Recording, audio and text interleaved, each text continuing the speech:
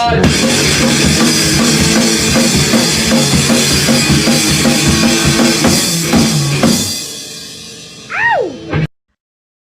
hello, party people and all our fans in internet land and beyond. We're back for another review video here for the NRW.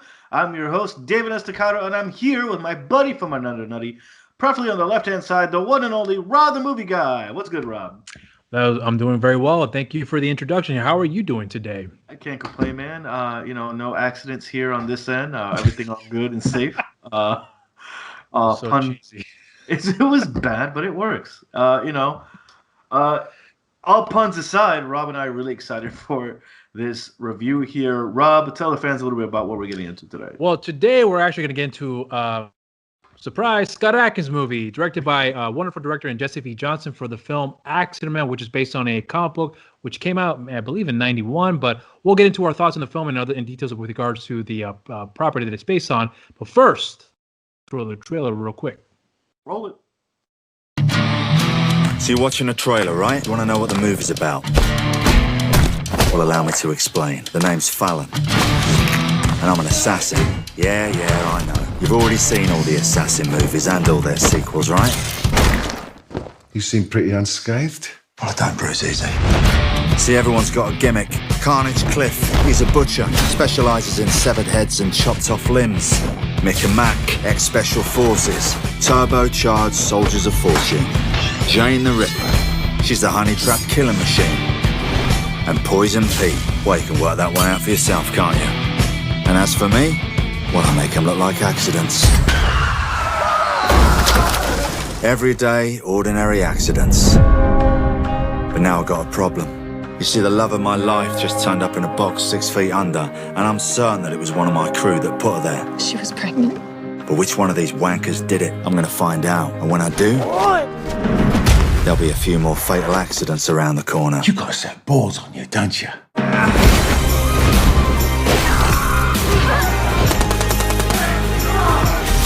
What is going on? Who ordered that hit, Lenny? I can't tell you that. It's payback time, Fallon! How the bloody hell do I make this look like an accident?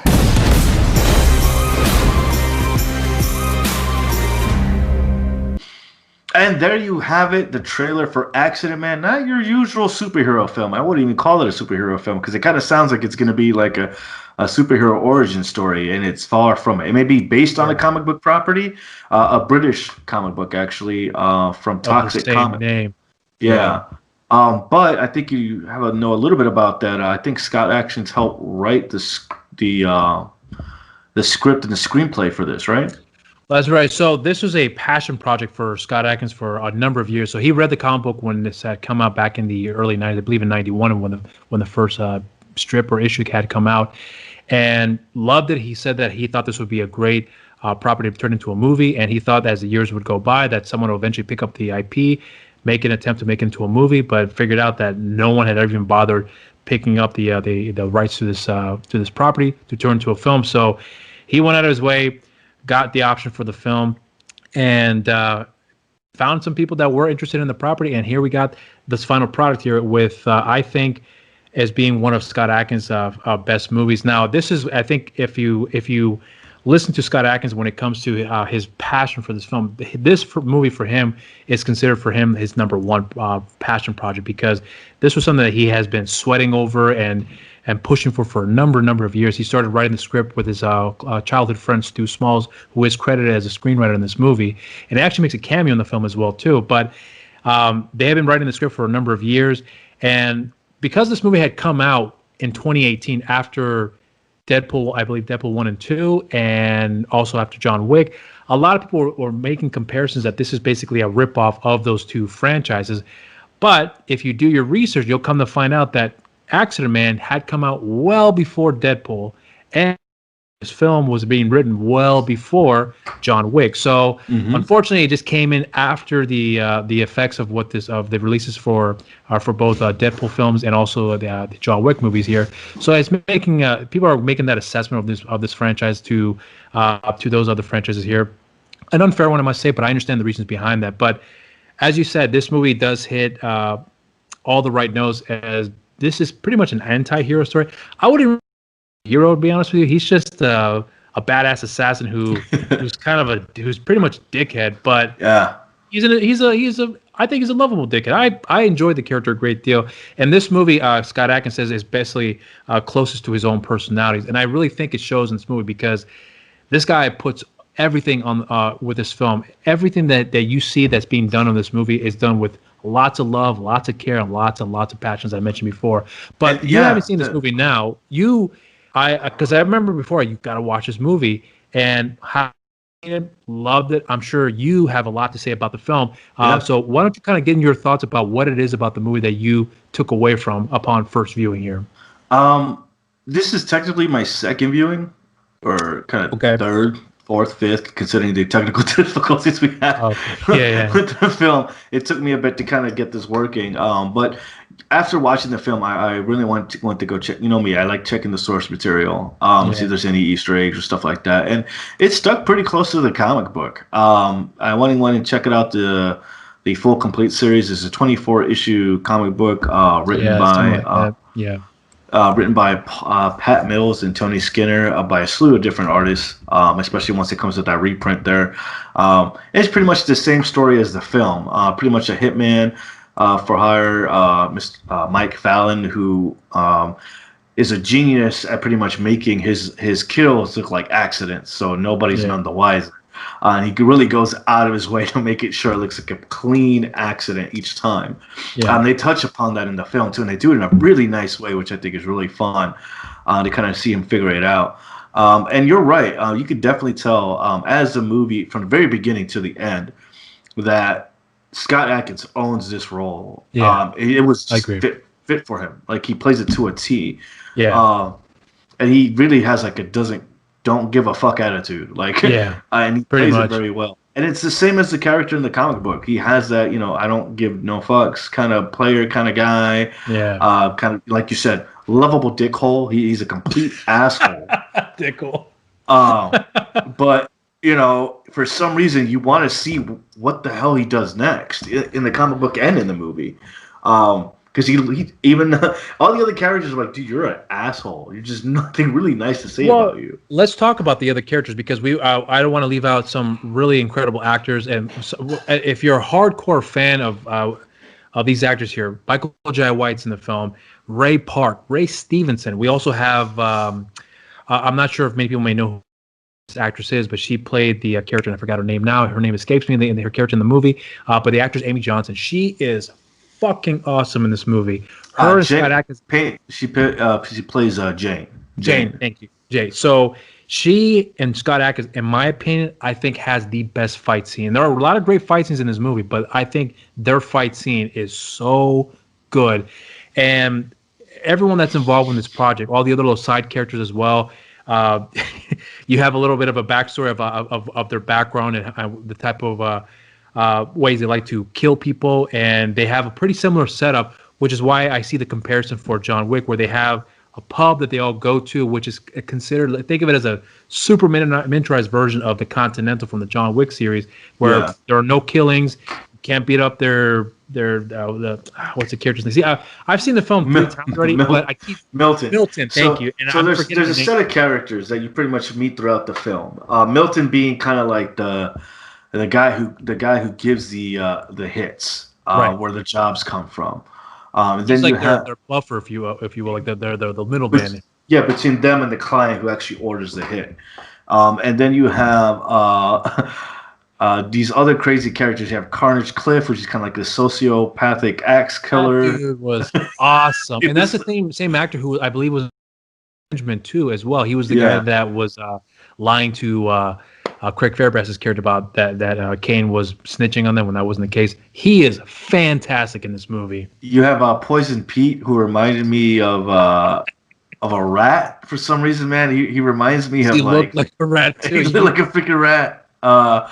Mick and Mac, played by Michael Jai White. Jai White and Ray Park. They are fucking good. Phenomenal. I love this movie. He reminds me of it just reminded me like these two characters, like you could really see them in a Marvel film. And I would like to see like a film just with those two themselves. Yeah, same they here. play these special forces military vets who just kind of enjoy their job that they do. Yeah. And then is one of my favorite characters, Finicky Fred, who just kills people in the Oh, weirdest dude. freaking ways. And It's then not my style. Oh god, I love that character. Jane the Ripper, who plays Yeah. the swordswoman, does a phenomenal job. Keeping toe to toe with Scott Adkins was fantastic, and I agree, it's one of the highlights of the film. But I don't want to give away the movie, but it pretty much Mike Fallon pretty much finds out that His ex-girlfriend. his ex-girlfriend has been murdered, and he's on his way to kind of figure out who did it and why, and the aftermath that happens throughout the entire And film. why. Yeah. And why. You get some of the backstory between him and how he got into the job and into the business, how he's pretty much taken Great care of. flashback sequences. Yeah. Yeah, throughout the film. And in between, you get these cool fight scenes that, to me, almost have kind of like a Game of Death feel to it. Elaborate on that, because when you first mentioned that to me, I was like, I was confused. But when you explained it, it made more sense. So why don't you share your to all my gamers out there, we have your fight 'em up side scrollers. You have your Streets of Rage. You got your Final Fight. I felt like I was watching Final Fight the movie, and I was having a blast with it because it felt like each encounter was kind of like a stage fight or a boss fight that Mike Fallon was getting into.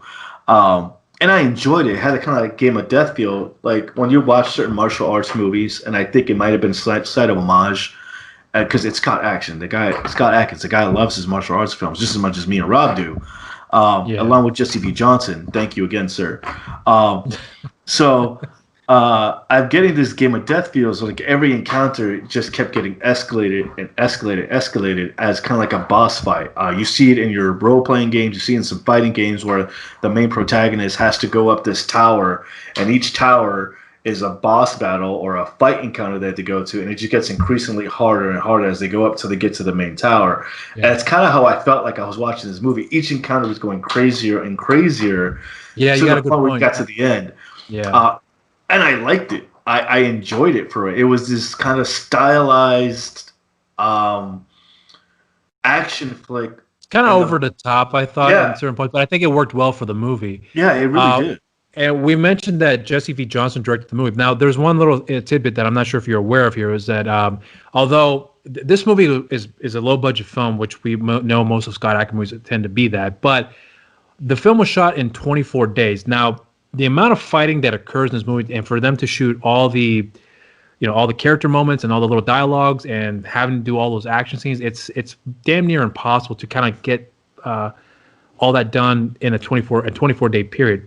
So what I come to find out and watching a video of Scott Adkins where he shared some insight, which was that Jesse V. Johnson did all the standard scenes, the dialogues, the flashback sequences, but Scott Adkins and the fight coordinator Tim Mann had done the second directing, doing all the fight sequences. So while Jesse V. Johnson and the other actors were doing some of the more standard dialogue scenes without any character action work. sequences, right? Exactly.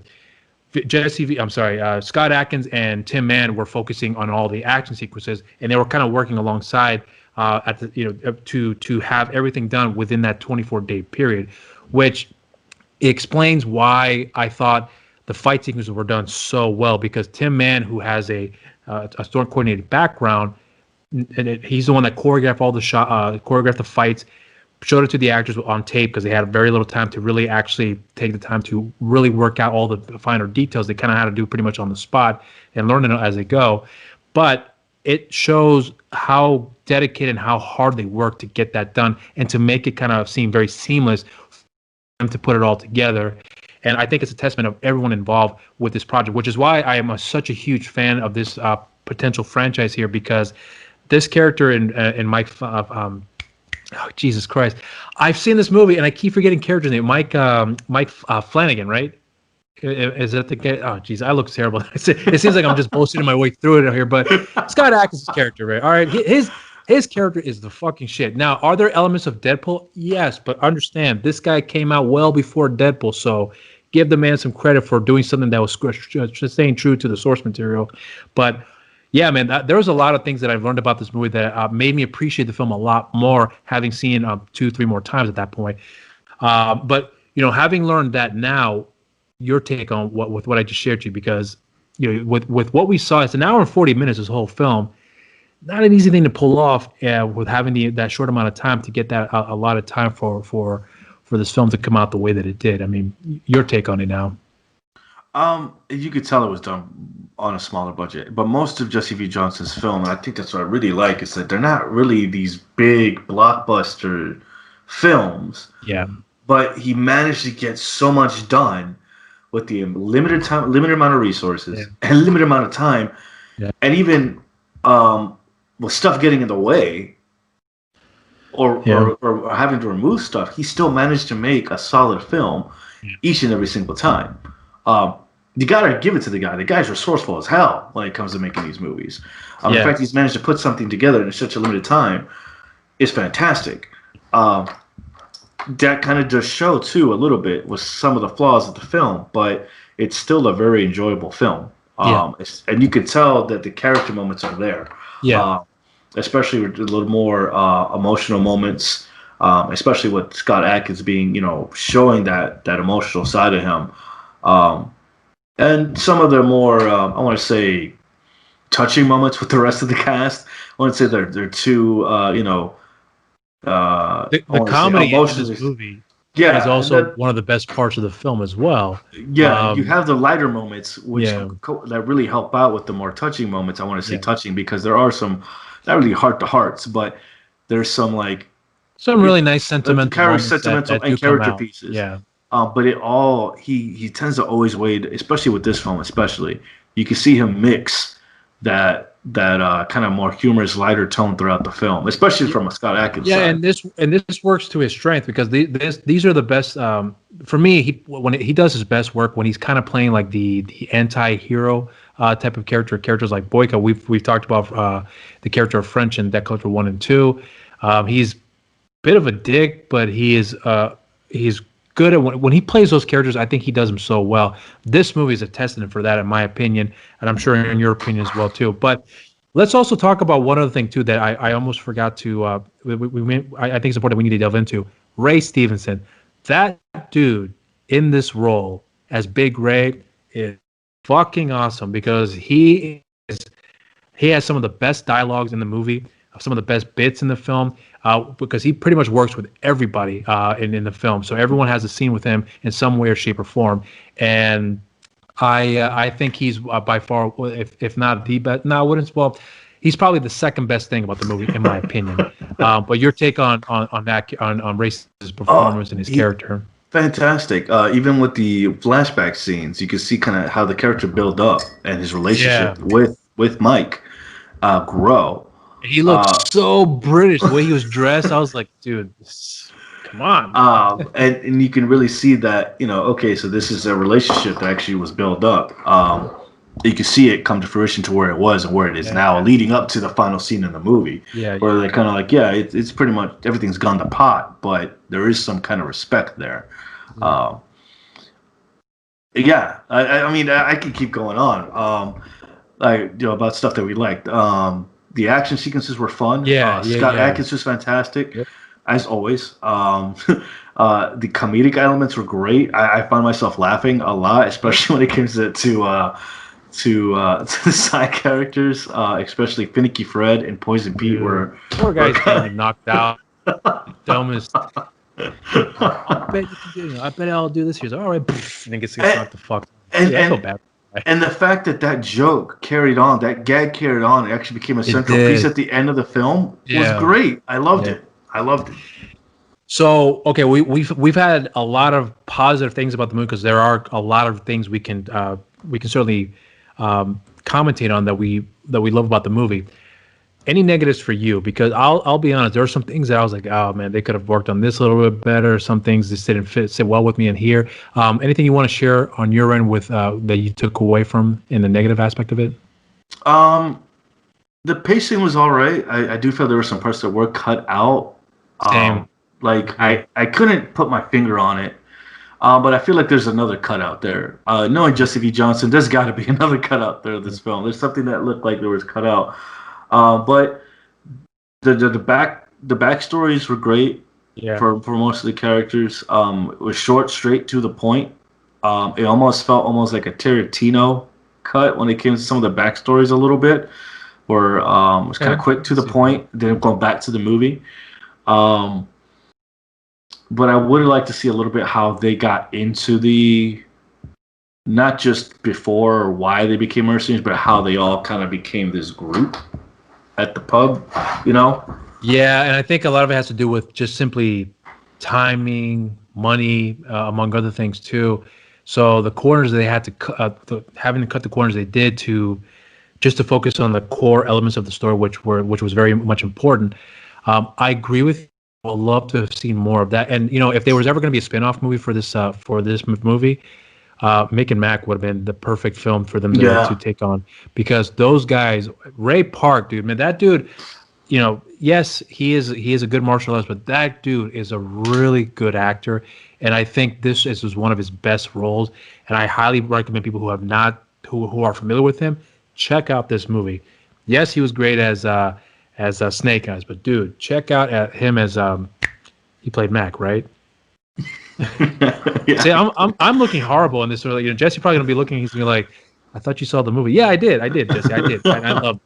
I'm fucking up the character's name. Forgive me, but Also Darth Maul, but yes, Darth Maul, of course. But I mean, dude, this guy was fucking awesome in this movie, and he is one of the best parts of practically everybody in the movie. Are fantastic here in the movie. So there's a lot we can take away from, but to kind of go back with what we were talking about the negatives here, because you mentioned about certain things you would like to have seen to kind of be development, which I agree too.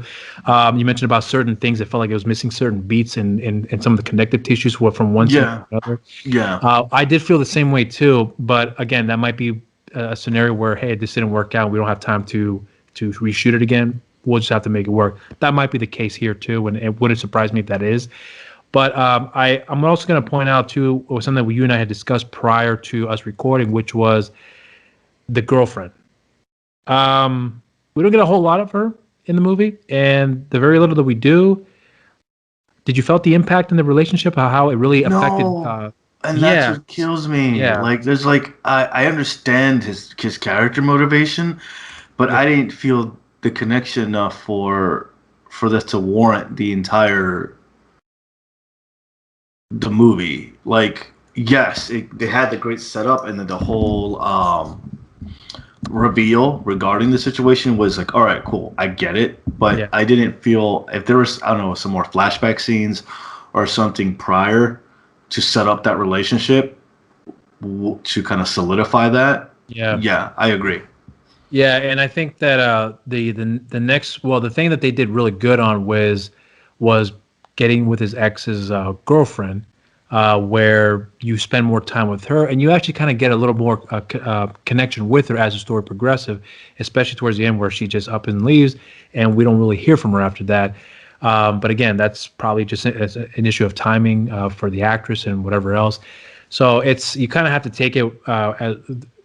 take with what you've got and work with what you can. And I think the movie everyone in the film did the best they could to really put in a really cohesive story and just focus on the core elements that's important to tell the story. So I give the film a lot of credit here. Anything else you want to add on to this here that you want to bring up? Because there's I'm not sure if we're leaving anything out that we may want to commentate on. I think I pretty much said everything. There were some characters that I felt like we could have seen a little bit more of. Finicky. Finicky. Milton, I think, deserved a little bit more of an ass kicking than he got. He's just a grimy little shit. But that just kind of shows the testament of the actor that, even after the movie, I was like, God, I want to punch him. Yeah. I felt the same way too. And getting massaged by some big ass Russian monsters. I was like, God damn. When you watch the film, you'll know what I'm talking about. It's a hilarious film. I got to give it to Scott Adkins. It kind of took over for some of the writing here, to kind of really put a cohesive story from a property like this comic book, and kind of able to make it work. And I can't wait to actually see that there's going to be a sequel to this. Because it kind of sets up him being kind of like a vigilante-ish character. Well, I'm hoping that might be the case, but I'm curious to see the direction they're going to take the character after the way the film had ended here. I'm thinking that they can just do whatever they want. Now I don't know. I've never actually read the actual comic book itself, so I don't know if the overall story ended. So I'm wondering if I'm there. Did you read the entire series for this I comic book? wasn't able to read the entire thing, but I did Okay. enjoy some of the snippets and stuff that I see that they kind of did take from the comic. Right. And I'm actually going to finish it before I actually going to go whenever the second one comes out, so we can actually have that there. So A good foundation here, yeah. yeah.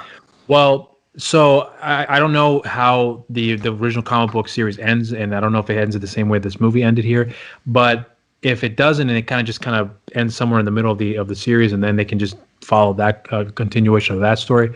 I'm curious to see if that's the case here. But I mean, overall, like you and I love the movie. I think it's one of his best by far. As I would easily put it in the top 3 as one of his best for me personally.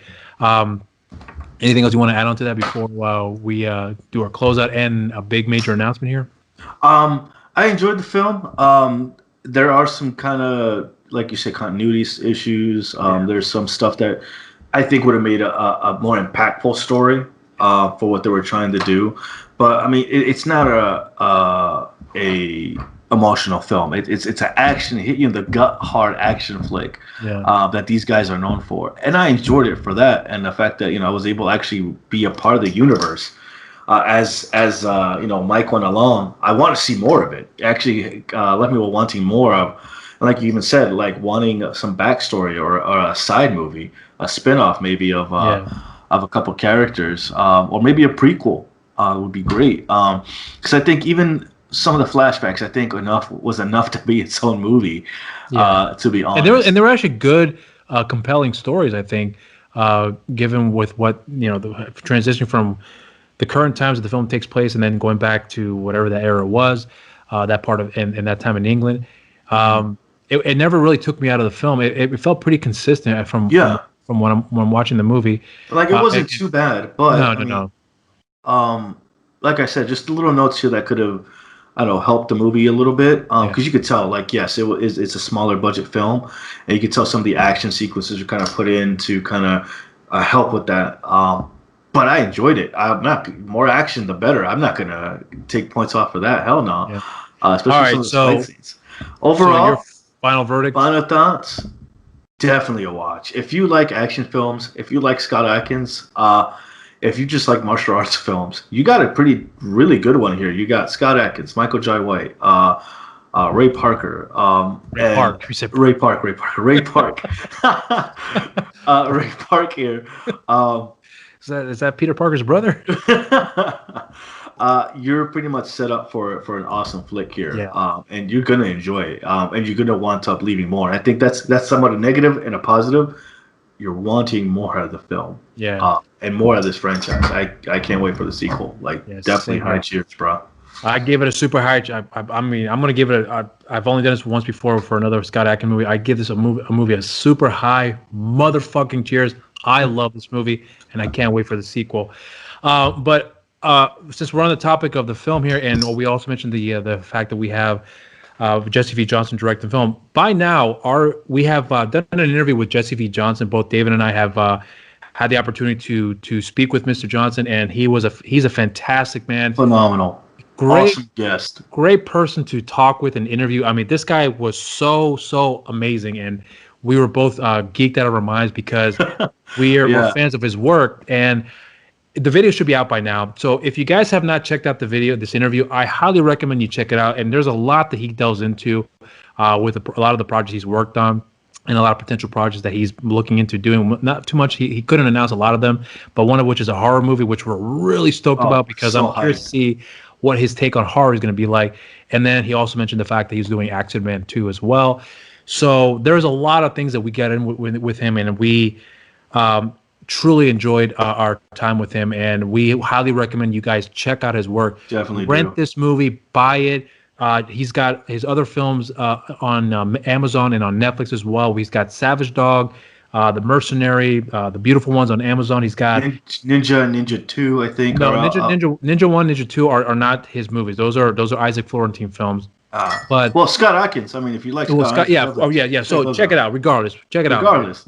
But you also have the Debt Collectors 1 and 2, Avengement, Triple Threat that are currently still streaming on Netflix. And so I recommend. Don't forget, on that note, check out our reviews for some of those, because I know Rob has a couple of reviews, a couple of those movies. I know me and him have a couple of movies, especially on Avengement and the Debt Collectors. Definitely check those out. But like you said, definitely check out this interview that we had with him. Such a down to earth dude. Yeah. Literally, it was just like we were at the pub, just kind of hanging out, chilling with him. Definitely be on the lookout for that when that hits. Yeah, so you guys check it out, and like I said before, check out his work and check out all the Scott Adkins movie. Yes, check out the bad ones too. Scott Adkins, man, just fucking support the man and buy his movies. Buy the movie, rent them. It's worth your time, I think, in my opinion. So that being said, Rob, what else can they follow us? Because I know we got a slew of other stuff that we got here on the channel. So we have, of course, if you guys have not done so already, I always say the first thing you should have done was subscribe to the channel. Before you even started watching this video, you should have already subscribed it. You already subscribed to it, I should say, and hit that notification button.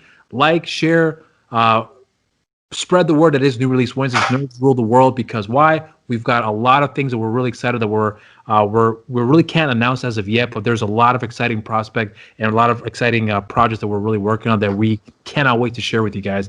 And things are starting to look up here for us. So please be on the lookout for that. And also follow our social media accounts as well. We have a Facebook and Instagram page at New Release Wednesdays, and on Twitter at the NRW. And you can follow myself on my social media. Instagram, Rob_Medina0585. Twitter, Rob Medina0585. And on Facebook, I'm like fucking up this whole review, I meant to say. Facebook, Rob the Movie Guy. And to my buddy from another nutty over there, the guy who does not screw up, always on point. Where can they follow you, good sir? You can follow me on my social media at David is Disaster on my Twitter and on my Instagram. You can follow me on my personal Facebook page on David A.S. Staccato, where I talk everything else pop culture, the local indie wrestling scene, and everything else that me and Rob get into, and tons of memes about pop culture and anything else that I'm into. That being said, if you like what me and Rob are doing here, watch the rest, everything else we got going on here. Watch what the rest of the NRW crew has going up. We have everything from movies, music reviews. We got our boy Kuya P with the Show Pie Show, his interviews with the rest of the gang as well, and with the Nerds of Color. We have tons of content out on the daily at this point. If you haven't done so already, if you missed out on the Halloween season, you guys are missing out. Rob and I went off full Halloween mode the past couple weeks, so definitely check out those movie reviews. Kuya P and the rest of the crew with their reviews with Utopia,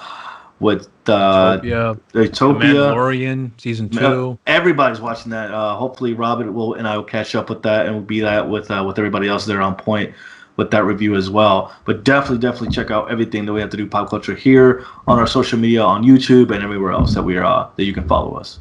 All right, guys, and until next time, thank you very much for joining us here today. We appreciate your viewership. Like I said before, spread the word that is New Release Wednesdays. Nerds rule the world, because we do rule the world. And until next time, everybody, stay safe out there, and cheers. Cheers.